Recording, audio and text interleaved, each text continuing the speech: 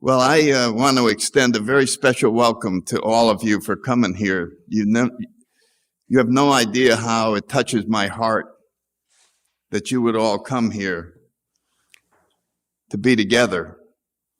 Because every year we have this most amazing collection of people who have been here before and the many who haven't. And something touched them and said, "Come, go." And then you're going to get to meet these people. And it'll be the highlight of your weekend, is the time you spend together. So try and mix around and sit with different people at the tables and so on down. This is not an AA weekend, and we did it deliberately, even though we're all in AA, so that we could get outside the box. We got all kinds of literature in the back, and we can talk freely about any spiritual concept that we want. And so the books are just a collection of spiritual authors, and they're in the back there. And I would urge you to pick one up and take it back to your room. And if you don't connect with that, put it back, take another one, and try to walk out of here with an author that you're going to go home and get one of his books and let it take you somewhere. That's the way I approach those books, I have no idea, but I've never failed to go through a spiritual thinker's writings without being able to see something more clearly. And so it's really worthwhile. And then later on, we'll have holograms up, those that have been here before. They simply are a mechanical way of seeing what happens when you have a spiritual awakening, when your perception is suddenly altered. 1 minute you're looking at this thing and it makes no sense, and then you might look at it for 2 days here. Some people are very good. They walk up and go, "I got it." But other people, they're going back and forth, and they feel. But then when it happens, you just go, "Whoa!" And it's just because that's what happens each time we're moved along this spiritual path. We just see things different. That's all that happens. And if you seek hard, which is what we have on our T-shirt, "Seek and you will find," being a seeker is a decision that each one of you makes. You can coast along or you could seek. And I think seeking is one of the great verbs that we use in the spiritual domain. Just keep seeking. Then the other thing in the handout, normally I don't go through this, and I'm glad I did today because there was something in there I had no idea was going to be in there. The book list. That's a list of the books that we have back there. Then there's passages from the big book and the 12 and 12. And we've had these for quite a while. These are, I just went through our literature and picked out what I thought were the most powerful and instructive spiritual phrases that are in our literature. So it's a shortcut to really looking at where the power in our literature lies. I think it lies in these. I'm sure there's others, but I looked as hard as I could, and I think it's pretty well there. Then we have the prayer of St. Francis, and of course we have a spiritual walk you can take out there, and one line from the prayer is at each stop. And you can just sit and reflect. There's a whole book on meditation that is built on the St. Francis prayer, just reflecting on each sentence. And it just causes our perception to change as we reflect on those. And then we still have this thing from Dr. Datcher, which I came across on the internet, and he is talking about how important contemplation and meditation is to addiction. And then he starts talking about AA. And he does a very good job. I only disagreed with him on 2 points, and I emailed him, and he said, well, maybe you're right. And so that's just something you can read. Now, the one I didn't know was going to be in there are my notes on a lecture on contemplative AA, which we're not having this year. So if you want to give a lecture on contemplative AA, feel free to use these notes as if they were yours and just impress your home group and say, I'd like to give a talk. There's a lot of good stuff in here, so be my guest and simply take it home with you. And then there's also, I copied these 2 prayers because they just irritated me so much, out of a spiritual writer named Tozer. This is what you're going to pray for? When you look at those, you're going to say, God, I don't like praying for this. But this is how one gets rid of your ego. I mean, it starts, please take away my reputation. That feels good, doesn't it? Wouldn't you be glad to get rid of your reputation? So that's just some of the thoughts, because in this world, half measures really do avail us nothing. You just can't make a partial surrender to anything. And that's why the full surrender in regard to alcohol was so important. So I think I've covered those. I try to be available, but I'm not going to be able to meet with everybody and answer every question you might have. So put them in the question sheet, and there'll be a box somewhere later. Oh, there it is. Amy has it. And then we can get to those on Saturday afternoon with Jack's help. So I want to start tonight by thanking everybody. First of all, I want to thank Chris Brubaker. He is the best friend that a human being could have. When I was in the hospital, he was there. When I was going to memorial services for my daughters, he was there. He took time off from work, and he helped me because I had a hard time walking. He just is there. You couldn't imagine having a friend like that, and I want to acknowledge that. And the other thing was that my daughter, Conway, was down about a month ago, and I showed her the 2 baskets in the living room, one for each of my daughters with the cards that came from AA. And there's 500. And she sat and read them, and it just moved her. She's got about 9 years in AA, but it moved her. She couldn't finish them all before she went home, so they're waiting for her to come back. So any of you that were involved in that, those thoughts that you put in there are going to last forever. And they really, as far as I'm concerned, that's the monument that I have in my living room to those daughters. And it's just so wonderful to be lifted the way AA lifts up so that you can be carried across anything. And out of that experience, this year was probably the most spirituality I've ever had, because you only get it when you're in pain and having adversity. We can make a little bit of progress, but it's only a theory until you get in the classroom and they give you the test. And then you can find out if these principles work. You know what I'm talking about. When you get fired, you're going to find out if God can help you with financial insecurity. But you can't do that till you get fired or lose a bunch in the stock market or whatever. Now we go, okay, you ready for the financial security quiz? Let me see you apply the principles now, because it's not a theory. And so when these events happen,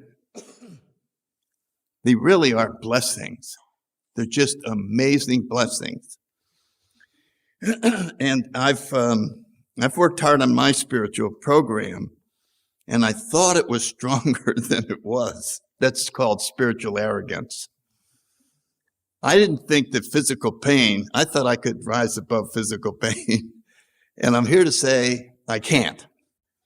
It turns me into a sniveling, self-centered, whining person. And there's lots of my friends will vouch for that.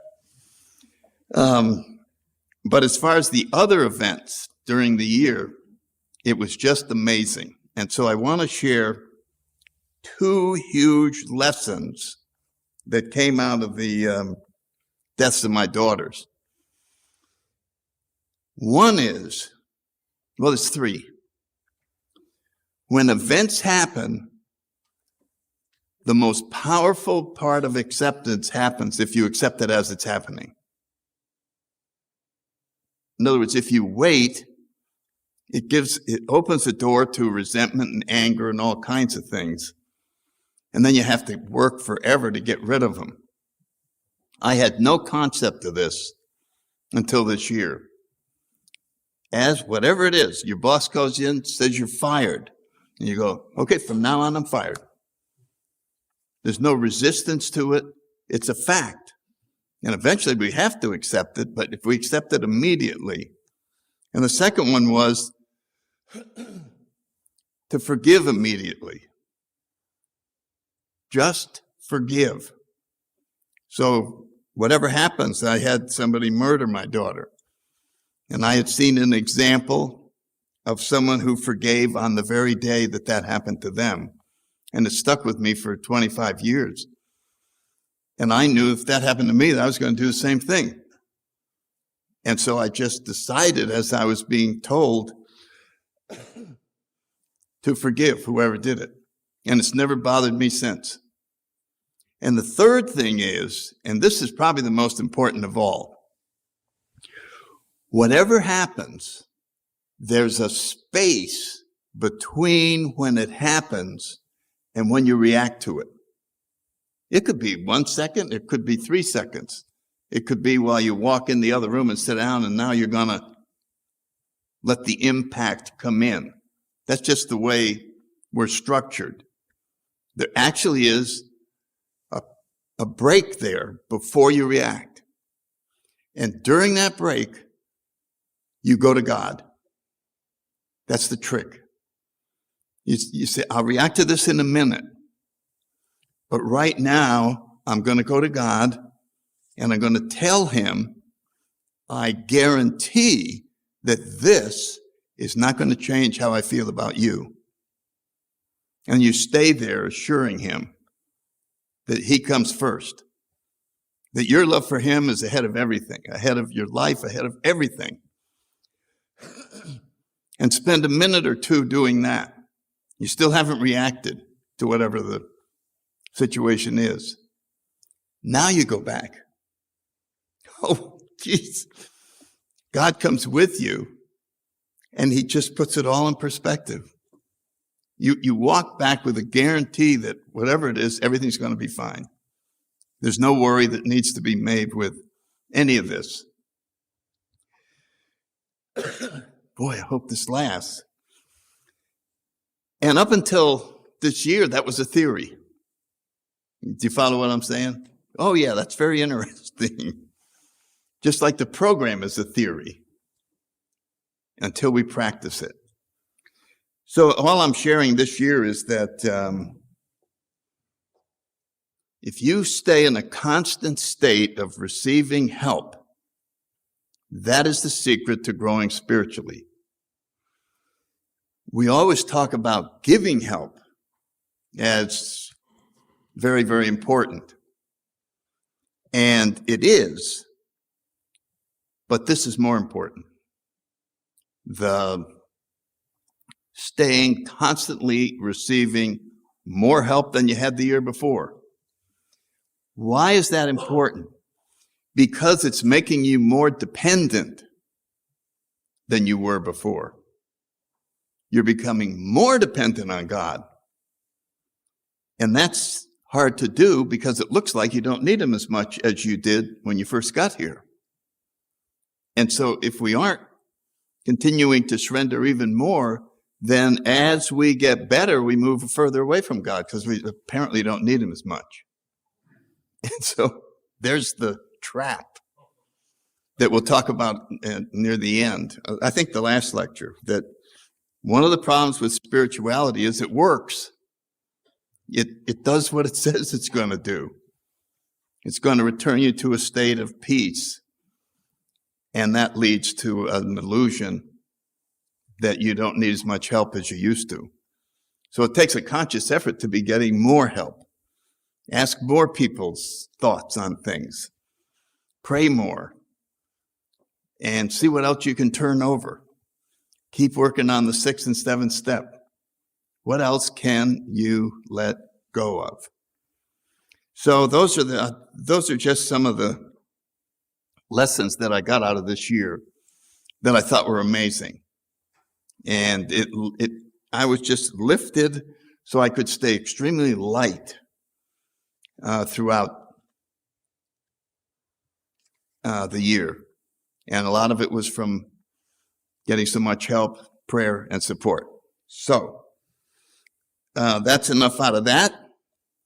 And my daughter Conway is just the hero of our family. She is taking care of her sister's 2 kids who were absolutely out of control, and they're now back in control. They're doing good, and she's the reason.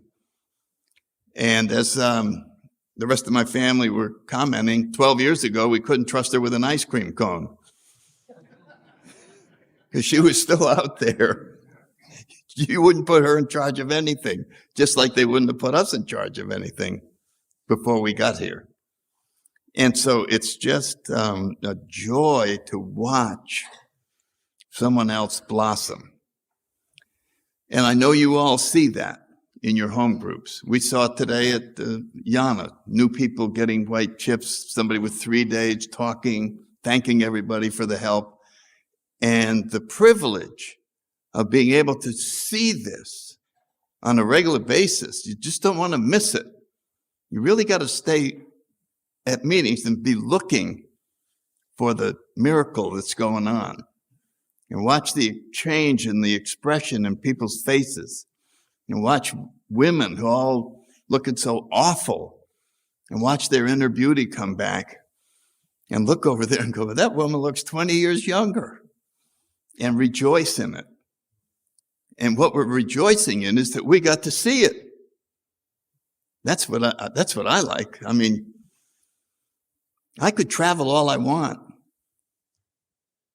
In a way. I mean, I couldn't spend a lot of money, but I could travel. I've done a lot of traveling. And I'm going, why would I travel? What sight could I see that's bigger than this?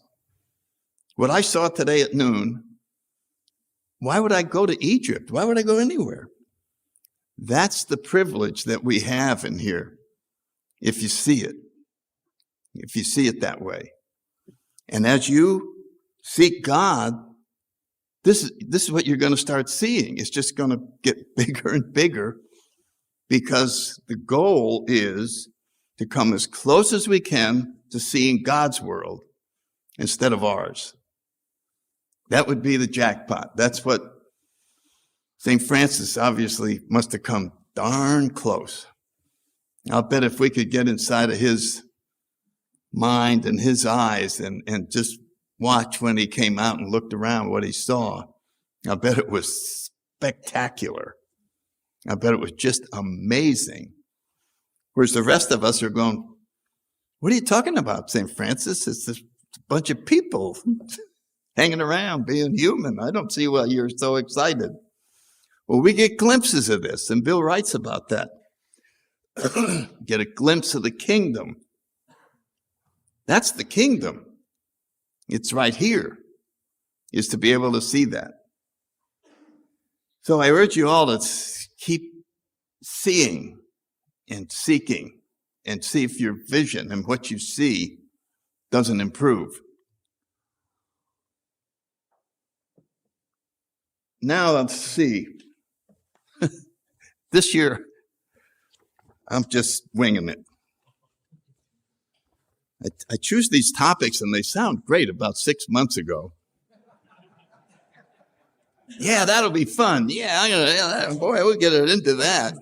Then I go, God, I only know about 3 minutes on this stuff. So anyway, we're going to talk about everything is perception. And of course, it springs out of the way we call alcoholism a disease of perception.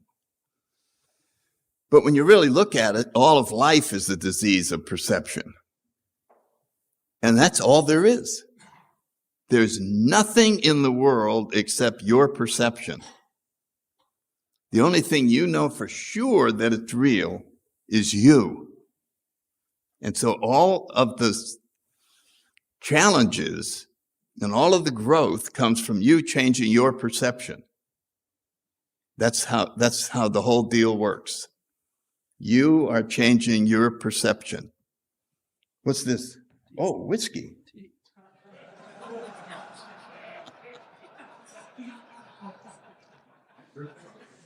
Ah. Thank you, Chris. Can you take that off the CD?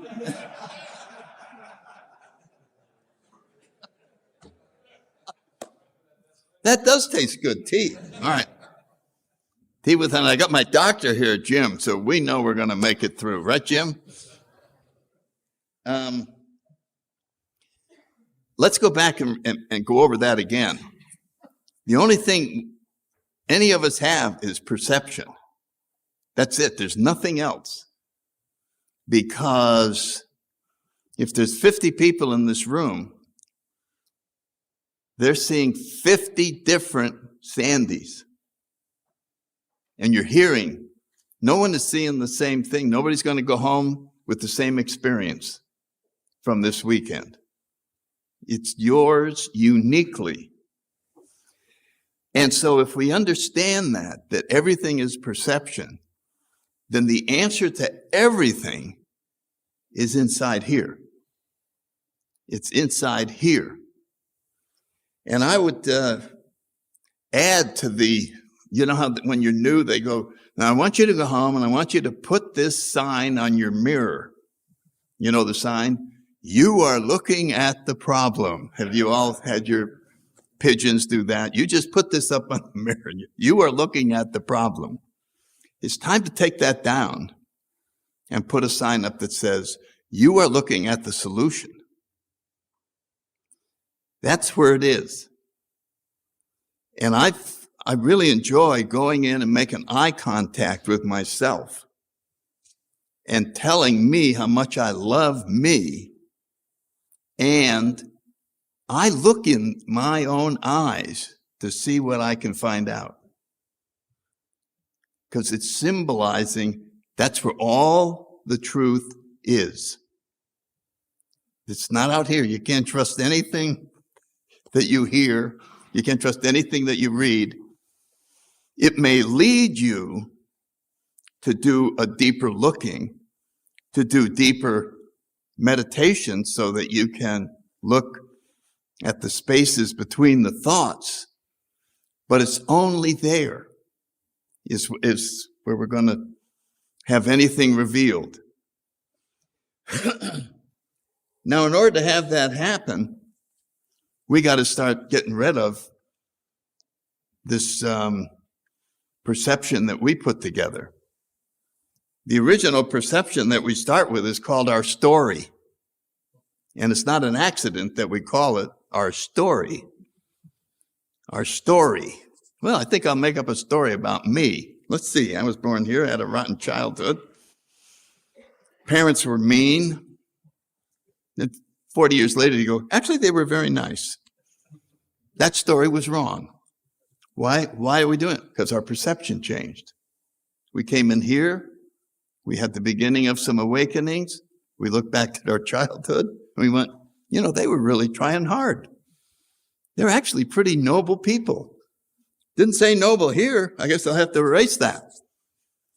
So already we know that the story isn't true.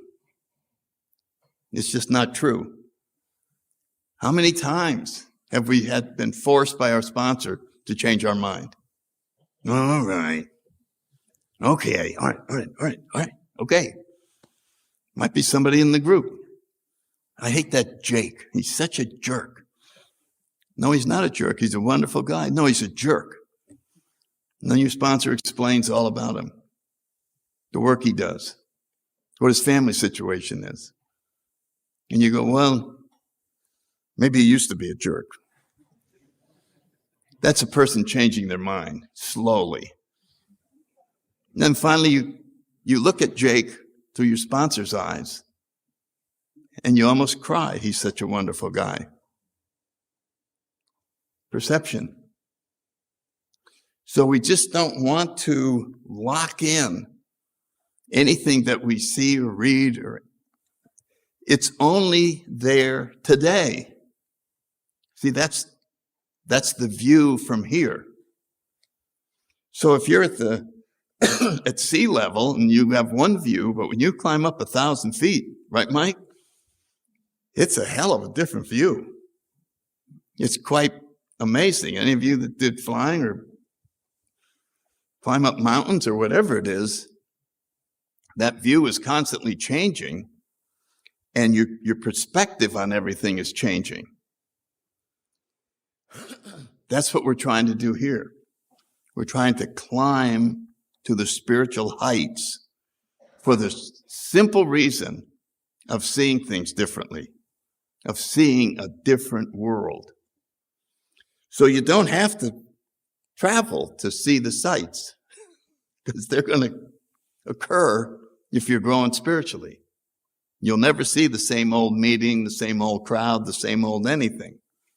It'll be new. It'll be exciting. And the trick is to be able to see it, and to see it more clearly and more clearly, just like the holograms. One of the things that gets us in trouble with this is our tendency to move away from the present moment and to try to look at things in some long range. And I think we have a separate talk on that. But it is the heart of not being able to make progress, is to start this perception that involves memories and anticipations, all of which are false. They're all made up.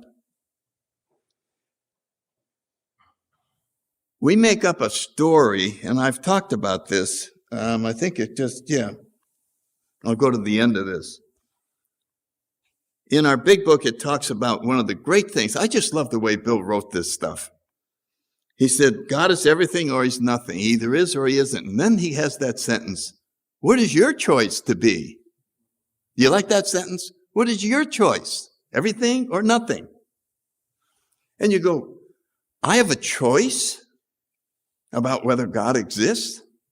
I have a choice? Yes. Yep. Because whatever choice you make is going to be your perception. And perception is everything. So if you choose there's no God, you will see no God. Isn't that amazing? You could look all over the place. And so we created our own little self-centered story, our own little world, and we're in the middle. And if we came in with a lie detector and put it on you and said, any sign of God in here? You could say no, and it wouldn't move. You would be telling the absolute truth. No, there's no sign of him in here. Well, if God's everywhere, how could he not be in there? Do you see where we're going? How could he not be in there? How is it possible? Well, you just made up a story that there's no God and believed it. I call that make-believe. You make up a story and then you believe it. Now, once you make up a story and you believe it, then you emotionally react to it. Boy, it's lonely in here. How did it get lonely? I decided there's just me. I'm the only one. I'm really freaking lonely. But look at all these other people. No, I'm alone. You haven't heard my story, have you? I'm alone. You hear my story. There's 4 of us in my family. My mother, my father, my sister, and I. I sat at the table by myself. And they were there, and they were together. So I've always been by myself. By my choice. And then I complain. I'm so lonely. So then we come back, and I just tell new people, you choose that there is no God, and you will experience the results of that. And write them down. Just write down. There is no God, and then go through a week. Oh, no God, I got to handle everything. I tell you. And then you'll hear people talking. The load that I have to carry is crushing my shoulders. And psychologists will tell you the load that people are carrying, their shoulders will go down. And there's nothing there. All this weight is coming from thoughts. But if you're alone, who else is going to carry anything? Why don't you ask Carrie to help you carry? I don't ask for help. I'm a real man. I do it on my own. Yeah, it shows. You can see the real men who are over there going, oh my God. We don't ask for help. And so I've always been fascinated with that's how I had no God. I made it up and believed it. And then I came into AA and they said, well, why don't you change your mind? I said, I didn't know you could change your mind about God. Oh yeah, change your mind about anything. So now decide that God's everything. He is, and see how it goes. And it's just amazing. It's not that God goes away and comes back. God's totally dependent on my perception. The one thing that we have, and this is just my own personal opinion, in free will.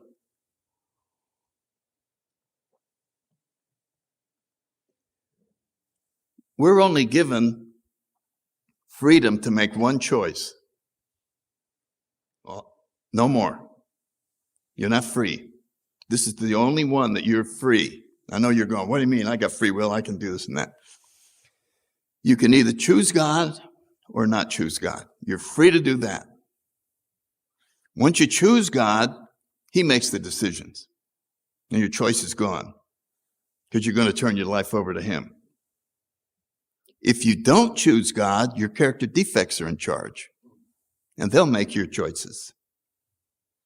Right or wrong. You're sitting at work and some little cute Puerto Rican girl winks and you go, maybe I should take the afternoon off.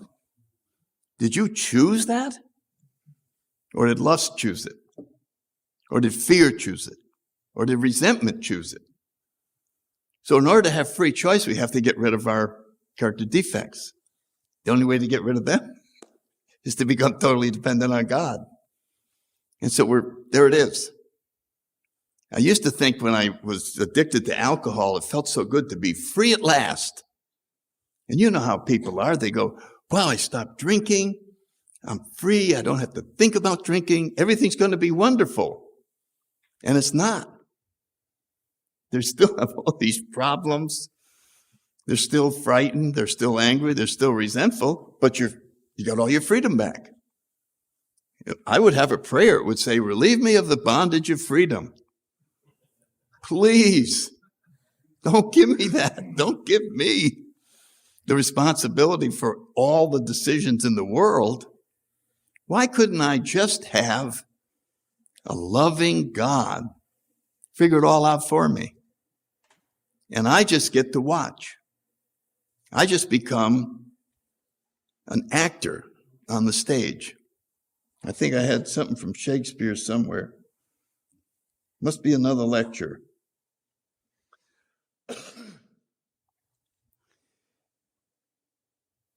This would be so simple if our ego wasn't involved. Because every time I get a good idea like this, I like that. I'm going to turn everything over.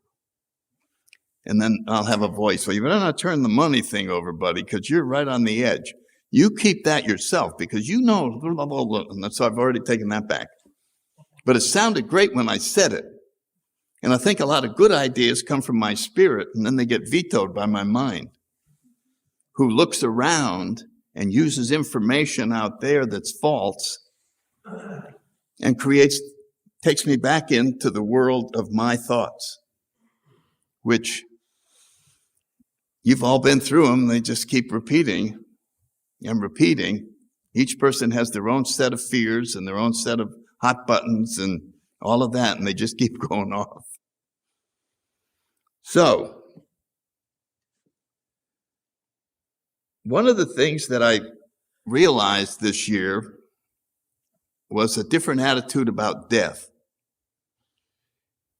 Death is absolutely essential to life.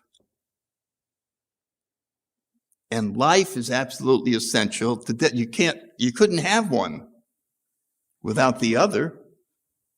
You couldn't just have life. What just goes on and on and on. You live to be a billion. Corn grows until it's 700 feet high. Just keeps growing.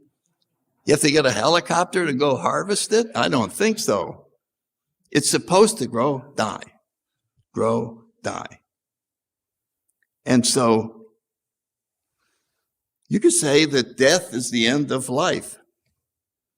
Well, if that's the case, then life is the end of death. Or you could say that life is the beginning of death. I always like that one. The biggest cause of death is birth.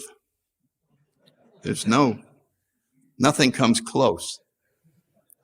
Nothing. No disease, nothing.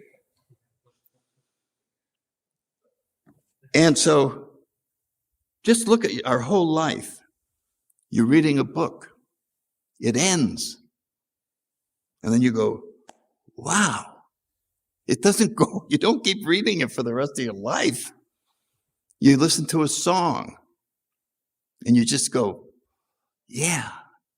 And what if it just kept going? It would, you know how the records would get stuck? And it just keeps going, and I'm allowed them, and I'm very happy, and I'm very happy, I'm very happy. You say, God, a song that's going to last a year. You wouldn't like a song that lasts a year. It has to go away. It has to stop. When you go to a play, when you breathe, I treat breathing, this is the birth of a breath, followed shortly by the death of a breath. Well, that one's over. But it's not over, is it? Because here comes another one and another one. So, how could death not be the beginning of life as we're worried about it? And what a life that must be. Somebody said that life is magnificent and death is beyond magnificent. It's got to be unbelievable. And so we can lose one of the great weapons that the human ego has. Death. See, the only thing that dies is the ego, so no wonder he worries about it. See, he's gone. But the spirit is eternal. So the ego's running around trying to make sure there's no dying done. Then he won't be able to screw around with you anymore. And it's over. As a matter of fact, it's one of the reasons Bill gives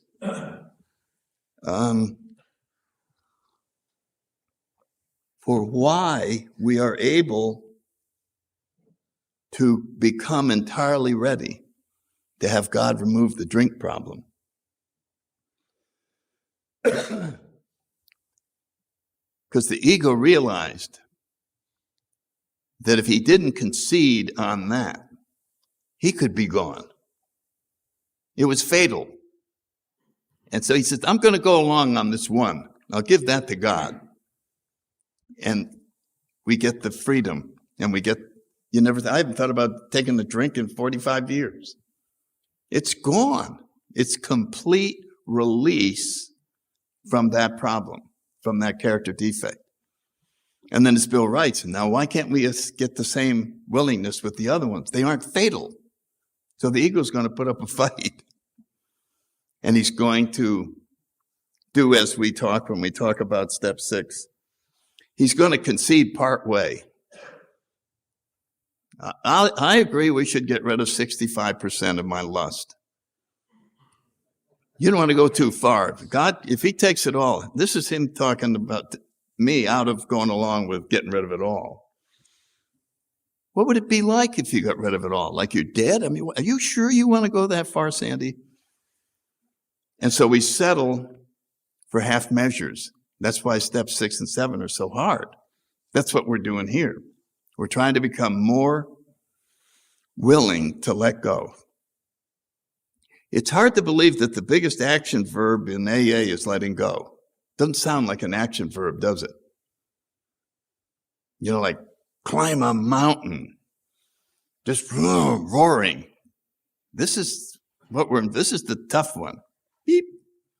That's the hard one. You need a sponsor to come over and go, you only let one finger go. What about, not all, no. I got to keep some of this. If I went like that, I'd be nobody. That's the goal. How about that? That's the goal. To be an instrument of your higher power. You would have no identity other than servant. You get up, you do what you're guided to do, you watch the day go by and you go to bed. God takes care of everything. How do I know he'll take care? See the ego? What do you mean he'll take care of everything? What are you talking about? It's hard to believe. So we got to stop trying to believe it. You have to let go of belief. You don't need belief. You want to go beyond belief. We want to stop trying to know anything. We just want to let go. Because when things are revealed, when your perception is changed, you didn't really learn anything. You just saw things differently. It's like they moved all the scenery while you were sleeping. And you came out and the house is painted and everything looks wonderful. So the traditional idea of learning doesn't work in this. So why are we reading all these books? We got a whole thing back there. Aren't we going to learn? You're going to learn how to let go. If this guy can't show you how, maybe this guy can. But somewhere we're going to come through experience to understand that letting go is the ticket. To have no say-so in your own life. That doesn't sound appealing, does it? I have no say-so in my own life. Well, then what's going to happen? You're going to wait and see. You're going to get up every morning and see what happens. Now, the funny thing is, the same thing's going to happen even if you try to control it. It's just going to happen. And so I used to think that I had control over certain things. Certainly I have control over this. And so if you did, then answer this question. How could you have got to AA 2 years sooner? Anybody think they could have done it? How could you have got higher grades in high school? Well, I could have studied, yeah, but how could you have studied? You were a screw-off. What are you talking about? You could have studied harder. Name something that you could have caused to not happen that way? I can't think of anything.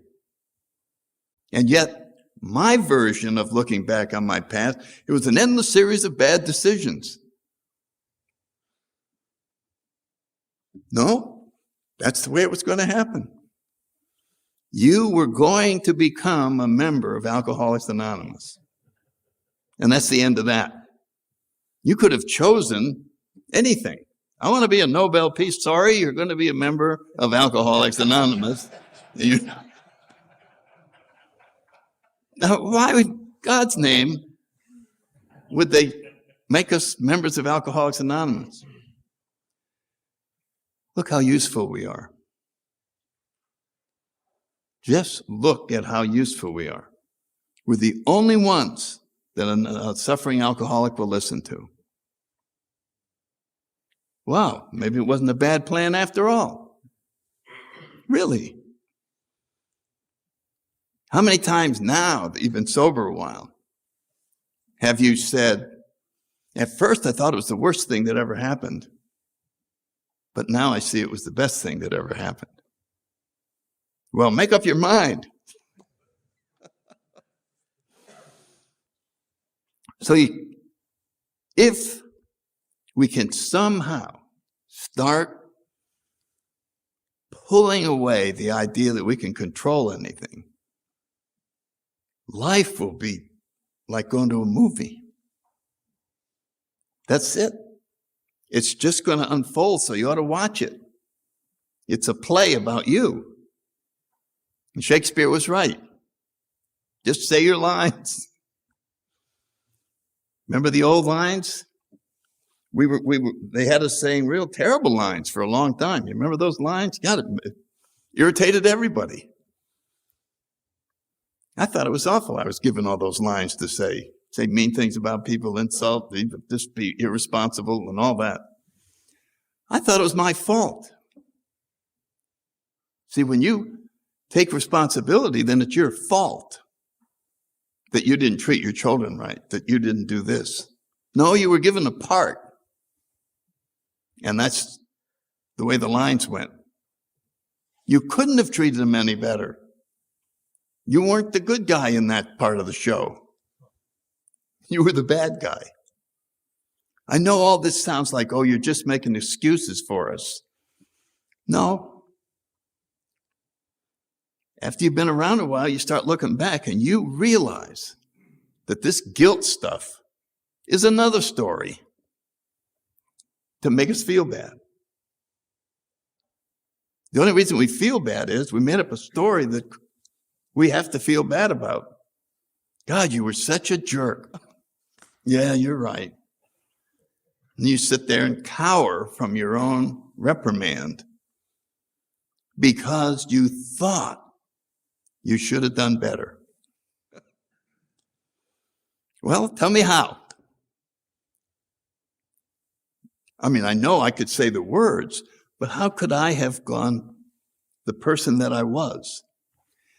Once we understand this, we can start letting other people off the hook. Why is that guy such a jerk? That's his part right now. He's doing a good job, isn't he?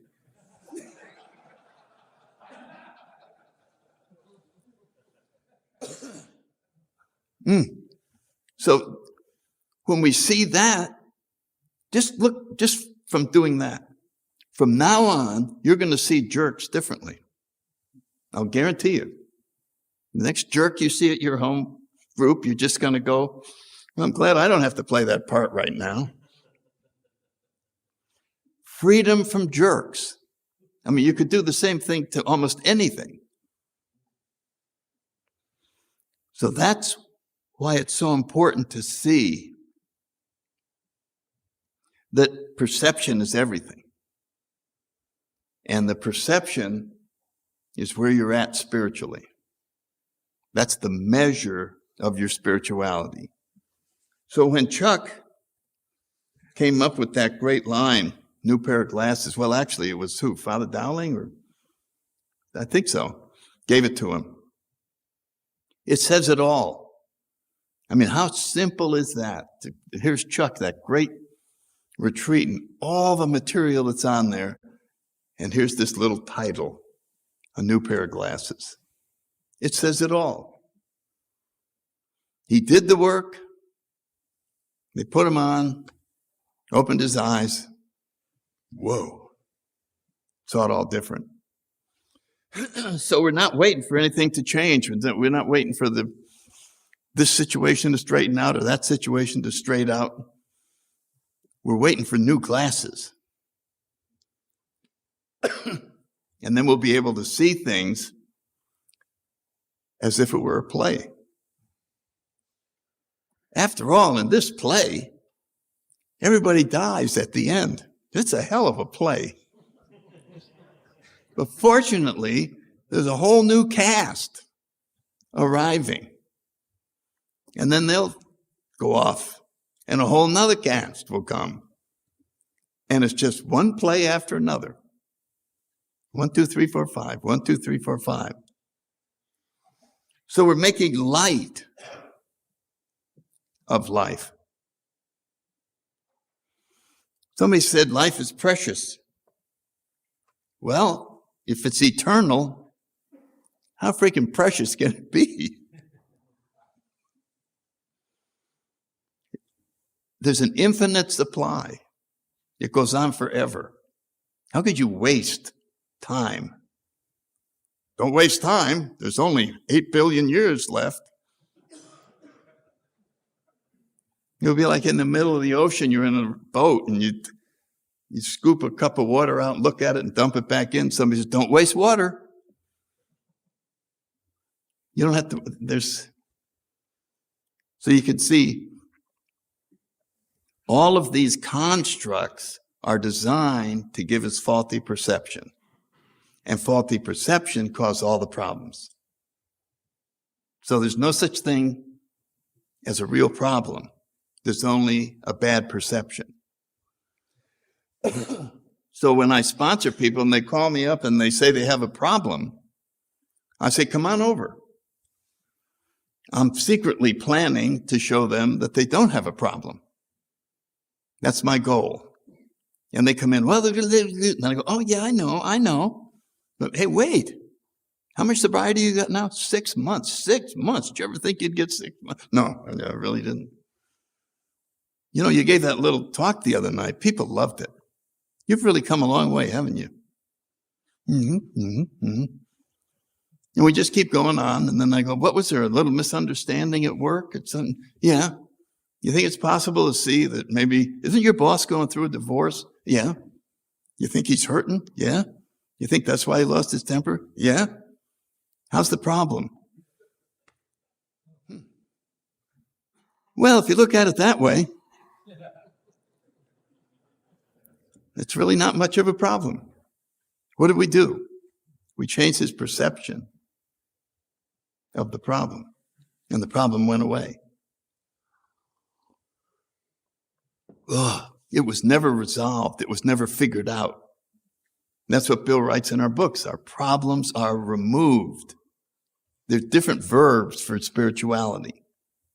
Not solved, removed, disappear. How about the promises? Self-seeking will disappear, slip away, whatever the hell it is. What kind of a... Explain that to someone. You know, the promises came true in my life. Self-seeking slipped away. Could you explain slipping away to us, please? Could you write out what slipping away is? I don't know. It's magic. That's right. It's magic. It can't be understood. That's why I love magic. The worst thing you could do with magic is to learn how the trick works. Spoils it. Harry's here, right? Harry's the magician. I just love some of the stuff he does. And I don't want it to show me how he did it. I just want to go, whoa. Because if he showed me, I go, oh, anybody could do that. Ruin my perception of it.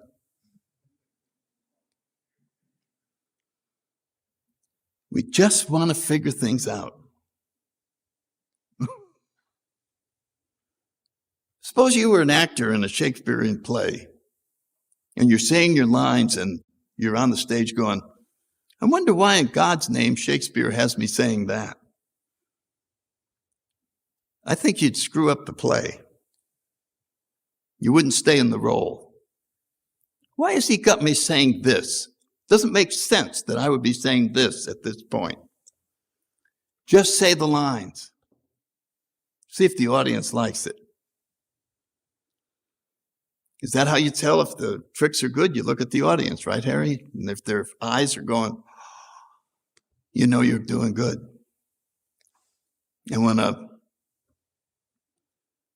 conductor's leading a philharmonic orchestra and he looks out and sees the faces of the people, that tells him more than the applause. The applause always happens at the end, but when he looks out and sees that the music is transforming, that's better than applause. Because everybody's in the moment. When you go to a symphony, you just sit waiting to be moved by the music. I just had a fascinating thing happen. My anniversary was just a few days ago, so I thought of my sponsor and what a great guy he was. And I thought about his funeral and all the people that came. And his children were there that I knew when they were little. I remember his son ran away during the Vietnam thing when everybody was disappearing and protesting and all that. He was gone a long time, had everybody worried, and he was there. And he looked wonderful. And I thanked him. I'm one of these guys that just doesn't pay enough attention. And yesterday, I was thinking about him, and I said, I think he said he was a musician in Germany. That's what I think he said. So I went on the internet and I typed in his name, Error Terwilliger, musician, Germany. And it went, boink. French horn player. The third best in Europe. YouTube. Playing the solo in Beethoven's Fifth. And I got to watch it. Wow. I had a good anniversary. I was reconnected with my sponsor. And it was delightful. Oh my God, this kid is amazing. So all of life could transform us just like music does. If we would treat it as music. If we would change our perception of it. Because when you're listening to an orchestra, you can't control anything. You have to only listen. You know what I'm saying? Or, I don't know, maybe you go in there and you add up things while you're listening, but if you want to listen. So we find out that probably the second biggest action verb is listening. Just do a lot of listening. And you can listen and look. And that's where it all happens. That is true. Thinking isn't. We got to understand that. Listening, looking, seeing, this is true. Thinking isn't. So whatever we look at, we just experience it. And don't put an adjective on it. All of our problems come from adjectives. Until you put an adjective on something, it simply is. You follow what I'm saying? It just is. You're the one that says, it sucks.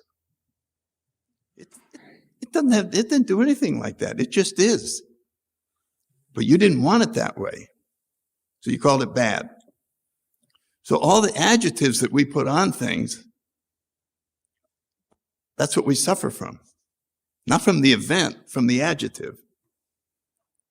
It was lousy. It was bad. They're mean. This and that. Nobody comes with an adjective. And if someone came in here and did something and then left, and we went around the room getting the adjectives, they might all be different. What'd you think of that? Great, God, just wonderful. You sucked. Really? You? Oh, that was all right. Next, I want to hear more. What was that guy's name? So none of us would see it the same. So it really isn't. It's just the perception. So what's real? Just your perception. That's the only thing you know that's real. Is you. And we get back to the beginning. I'm going to stop soon before I run out. We get back to the beginning that the starting point and the end point is you. The treasure, God, is in here. The treasure map is the big book, or some of the books back there. They can help us open this up. They can help us destroy the story so we can see the map more clearly. But the treasure is going to be found in here. And we're going to find out that our true self, is so pure and wonderful that we're going to love it. This type of self-love is the highest form of love because we're loving the God in us. And I asked you to reflect on love your neighbor as yourself. Everybody says that all the time. Yeah, you got to go over, you got to love your neighbor. No, it says love your neighbor as yourself. What if you hate yourself? Your neighbor's not, he's in for it. He's in for it. And so, as you are revealed, and that's what this whole weekend, that's what all spirituality is you're going to be revealed. How do we see the real you? We destroy the one you made. One idea after another.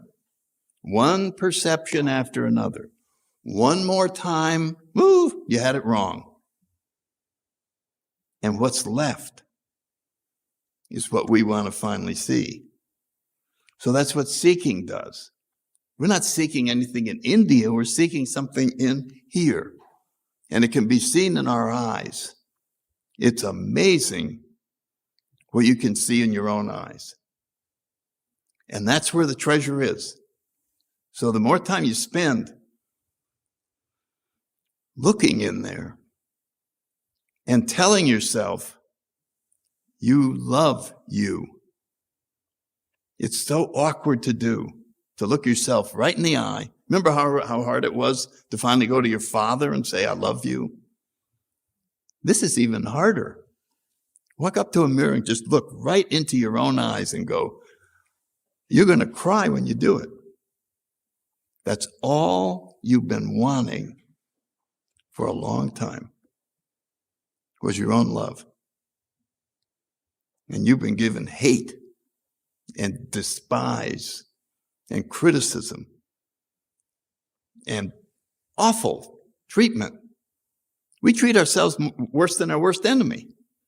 We never let ourselves up. Our enemy, we beat him up and then we all go home and he goes home. We go home and get in bed. No, I'm not through. I just want to sleep a little. You're not sleeping. Let's go over the day again. You remember what you did to her? You remember what you did to her? Now tonight, when that voice starts, just say, I was just following the script. And then go to bed.